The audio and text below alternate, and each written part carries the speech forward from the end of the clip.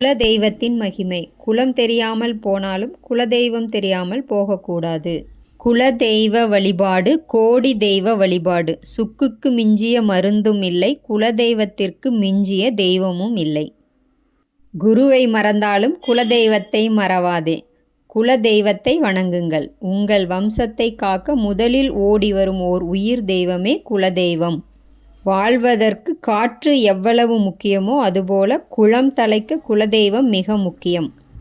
குலதெய்வம் பெரும்பாலும் சிறு தெய்வமாகவே காணப்படும். ஆனால் அதன் சக்தியை அளவிட முடியாது. சிறு தெய்வம் என்று அலட்சியப்படுத்தக்கூடாது. குலதெய்வம் என்பது நமது முன்னோர்களே தெய்வமாக மாறிவிட்ட புண்ணிய ஆத்மாக்கள் ஆகும். துன்பமான காலத்தில் நம் தாயை போல காப்பது குலதெய்வம்தான். இந்த இன்ஃபர்மேஷன் உங்களுக்கு பிடிச்சிருந்தா லைக் செஞ்சு கமெண்ட் பாக்ஸில் உங்களோட குலதெய்வத்தை மென்ஷன் பண்ணுங்கள்.